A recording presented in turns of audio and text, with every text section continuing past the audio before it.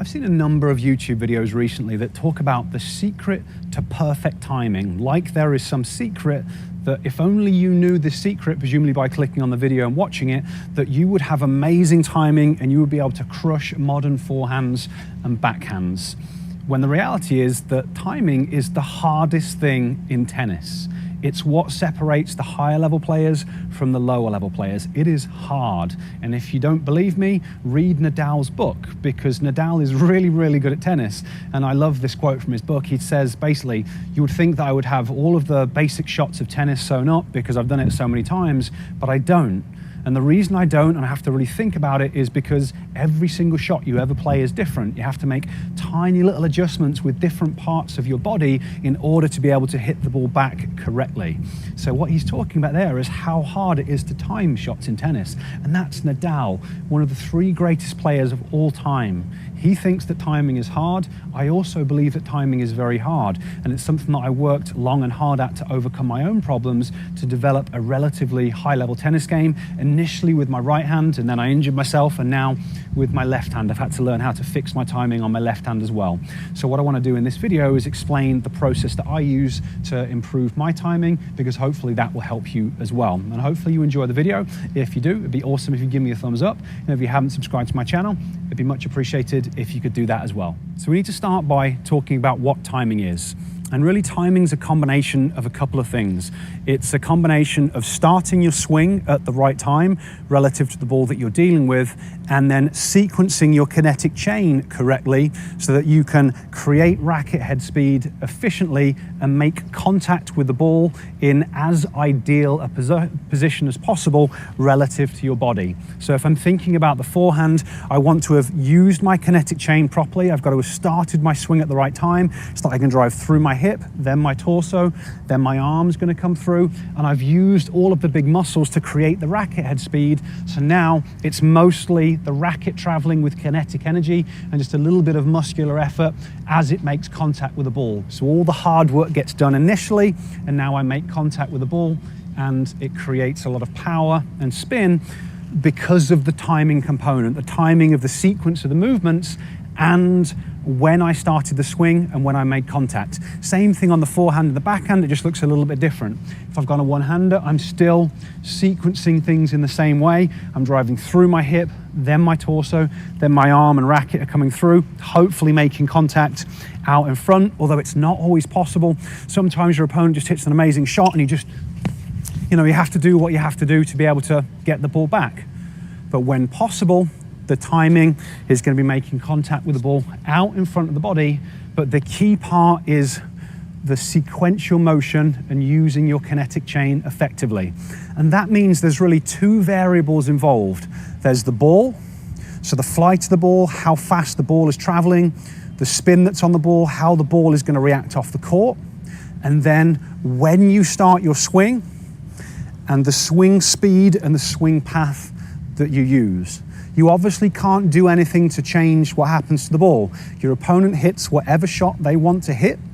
You just have to be able to read it and predict it and understand what it means, because what you can control is when you start your swing and the sequencing of your kinetic chain and the speed that you swing, the speed that you swing at. So that is kind of timing and how to think about it. So what I want to do now is talk about how to improve each of the aspects that can be improved. So you can't do anything about the flight of the ball. Your opponent hits whatever shot they hit. Your job is to try and read the flight of the ball as quickly as you can to understand what the speed, the spin, the trajectory means, so that you can set up in the right position and start your swing at the right time and make the necessary adjustments. And that's a skill that you have to train very specifically. I'm going to talk in a moment about how I did that with my left hand. But something else that's going to be important is how your visual system is functioning. So you have the on-court skills training component, but you also need to have a visual system that functions well enough to enable you to train that skill. To help you with that, I've created a free Tennis Vision Starter program. I'll place a link to it up there, and I'll place a link to it down in the description, because most players' visual systems don't work well enough to allow them to read the ball well enough, and that's one of the big things that holds them back in terms of the timing. So now I want to explain how I fixed my timing or developed good timing with my left hand. Obviously the first part of it was improving my visual system, and I did some work on my coordination, but I'll talk about that in a moment. But then in terms of the on-court work, I did a lot of ball machine work. Obviously the hard thing is that every shot you deal with is different. You have to get used to reading the flight of the ball and then starting your swing at the right time and making the adjustments.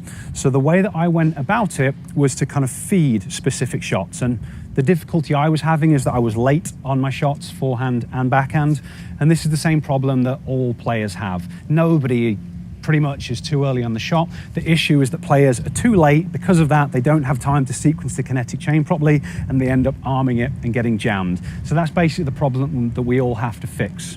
So what you need to think about is the timing of the start of your swing. So I'll demonstrate it right-handed just because most players are right-handed. You have to think about the timing of the start of your swing. Obviously you also have to be prepared and set up in time. I'm not going to go into the preparation too much here because I've got a lot of videos that talk about it. I'll link one in the description. But providing your setup in the right position in time, it's then when do you drive through your back hip? So if I'm hitting my forehand, when do I drive through my back hip to initiate the swing? If it's an open stance, it's the outside leg. When do I drive through my hip to initiate the swing? If I'm hitting a backhand, when do I drive through my hip to initiate the swing? And you have to time that based on the ball that you're dealing with. And the way that I had to think about it was feeding myself balls with a ball machine. So I would feed a certain type of feed with a certain length, certain amount of power, certain amount of spin, and then I would basically try and improve my timing for that type of feed. And normally I would start by hitting it late, and then I would have to think, okay, well, when am I starting my swing?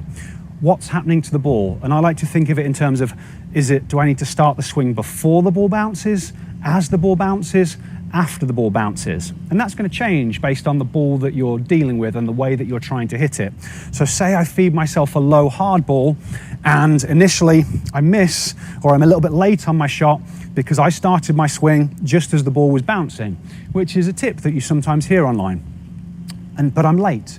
So I know that for this feed, I have to start it before the ball bounces. So I would do that over and over again, thinking about when to start the swing. So I'm watching the ball come, okay, it's about to bounce, start the swing, very consciously thinking through it until I fixed the problem with that particular feed. And maybe that would take me, one full ball machine's worth, and then I would move to the next option. So now maybe I'll feed it a little bit higher with more spin. So now it's bouncing up, and I would go through the same process again. So on this one, I would do what I initially did naturally at the start, and then, okay, am I late on that? Right, I need to start my swing earlier, so I was starting my swing at this point.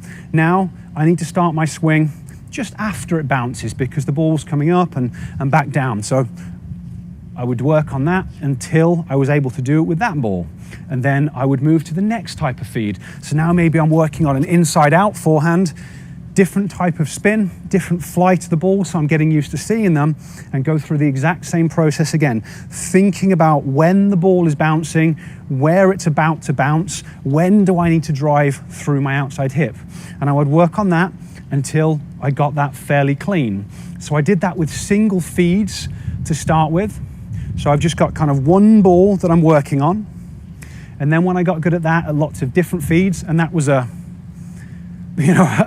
process that took me about 2 years to do, then I would start to move, say about 18 months to do, then I would move to different feeds. So now instead of just feeding it there, I would have it feeding it randomly, but it's the same flight of ball and same spin. So I know how it's going to react off the court, but now I've just got to set up in a slightly different position each time.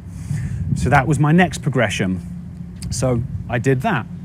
And I kept on going at that, doing it over and over again until I got to the point where I was able to do it in rallies against real humans that were hitting the ball where they wanted to. But it took me about 2.5 years of practice, or maybe just over 2 years of practice of doing that repetition after repetition to be able to read the flight of the ball and to start the swing at the right time on my forehand in order to be able to get the timing to work. So that was a long explanation. Hopefully it made sense, but that was the process that I went through in terms of learning to read the flight of the ball and thinking about how to get the timing. So now we've dealt with the visual side of things.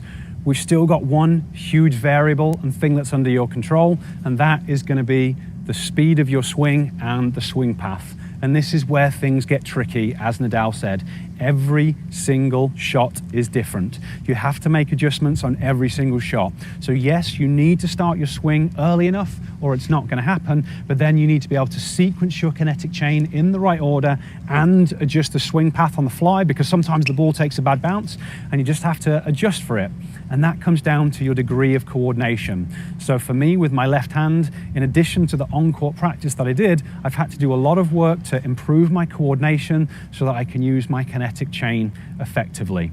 So instead of going into that in detail in this video, I've made another video that's going to talk about how to train and improve coordination. So I'll place a link to that down in the description, because now I just want to talk about kind of some extra things to think about in terms of improving your timing. The final thing that I want to talk about when it comes to timing is you have to not allow yourself to believe that there's a right or wrong or a perfect way to do things. There isn't. Watch the pros play. There is a tremendous variety of technique. Timing is about finding what works for you based on your physical skill and ability level. So it's going to look a little bit different for everyone.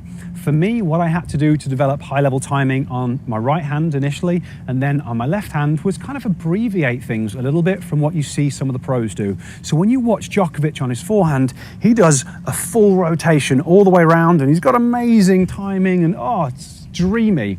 I can't do that. Lo and behold, I am not as good as Novak Djokovic. So for me, I can't get that full rotation, or I can't start my swing with my racket right the way back there. I think about my strokes a little bit more, bit more like Manarino. So I really kind of abbreviate it. I get a good unit turn with my upper body because you need that to create the biomechanics. But instead of having my arm there, which would allow me to get a little bit more power if I could time it, I have a very short take back and then just try and make good contact. So that was the same thing on my right hand, and I had to go through the same process with my left-handed forehand, just abbreviating it and going out from there and making a nice clean contact. And it's going to be exactly the same thing on your backhand. Like when you watch the pros, they've got a massive coil. If you've got a one-hander, they're dropping into the slot position with the racket pointing towards the back fence, and they're turning themselves into a whip.